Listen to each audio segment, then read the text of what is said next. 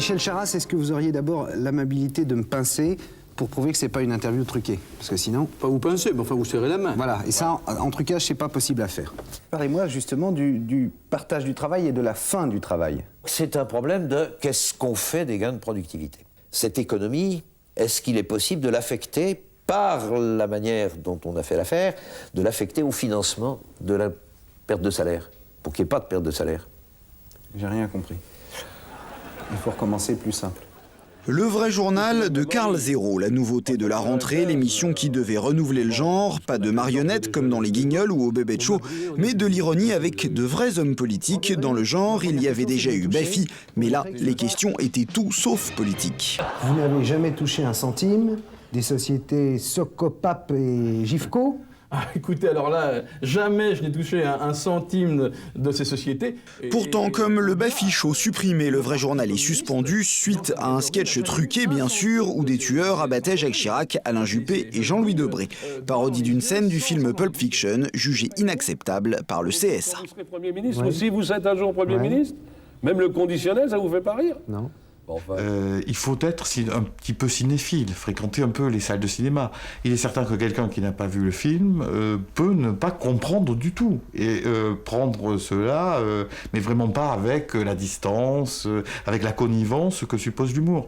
On peut dire qu'il n'y a pas d'humour pour tous. J'ai cru à un moment, parce que tous les hommes politiques c'est un peu narcissique, que c'était à cause de moi. Puis après j'ai compris que c'était pas moi qui étais tué, c'est le président, c'est ça. Je pense que l'Élysée a voulu faire la promotion de l'émission de Carte Zéro parce que tout le monde maintenant attend la prochaine. Et je suis heureux et fier d'avoir participé à la dernière émission de Carte Zéro. Si on sort de l'Europe, quel débouché on aura, à part Andorre, Monaco et San Marin? Et qu'est-ce que vous êtes en train de me chanter là?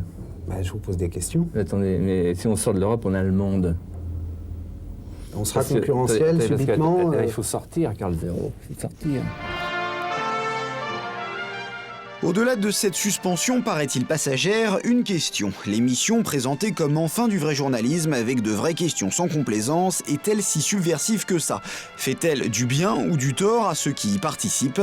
Au sortir d'une autre émission très sérieuse, celle-ci, Philippe Devilliers dit y avoir trouvé son compte. Les journalistes qui nous interviewent habituellement sont tellement tristes que lui, au moins, va se marrer. Et puis, je vais entrer dans son jeu. Lui, il va faire Carte Zéro, il va me caricaturer, ça va aller au-delà de la caricature.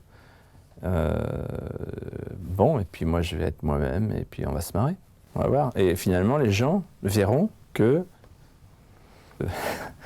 derrière la caricature, il y a du relief. Chacun sait que l'autre peut se servir utilement de l'un et inversement, et donc, sachant que les hommes politiques vont se servir de cela, ils jouent le jeu. Ils jouent ce jeu-là. En même temps, donc, ils acceptent d'être tournés en dérision, puisqu'ils ont les bénéfices de la sympathie, de la familiarité, etc. Et d'autre part, un satiriste politique accepte, en quelque sorte, de servir l'image, ce qu'on appelle l'image, rapidement, des hommes politiques. C'est le serpent qui se mord la queue. Maintenant qu'on se connaît, est-ce qu'on peut se tutoyer? J'allais te le proposer. Qu'est-ce que vous écrivez, Karl? Non, je note que il y a, je sais pas, un intellectuel, je sais pas qui... Un prof à Sciences Po. Un prof à Sciences Po qui dit tourner en dérision. À aucun moment je ne tourne en dérision dans l'interview la personne que j'interviewe. Par exemple, Devilliers, je lui avais amené un harmonica, parce qu'il se trouve qu'il joue de l'harmonica. Il nous a joué l'hymne de l'Europe. C'était assez drôle, mais je ne l'ai pas diffusé, ce qui est bien la preuve que j'aurais pu me servir de ça. Pourquoi? Non, je ne l'ai pas diffusé parce que ça ne rentre pas dans le cadre de ce que j'ai envie de faire. Ça apporte rien pour vous? Non, ça aurait eu un côté Sébastien, où je n'avais pas envie de ça. Moi, ce que j'avais envie de faire, c'était d'essayer de comprendre en quoi, ce que j'ai dit tout à l'heure, en quoi ces hommes politiques sont humains, en quoi ils sont comme moi, comme vous, comme toi, Jean-Luc. C'est ça qui m'est...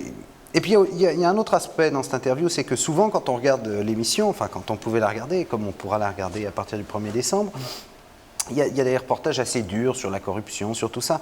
Et donc on peut se dire, alors c'est une émission tous pourris.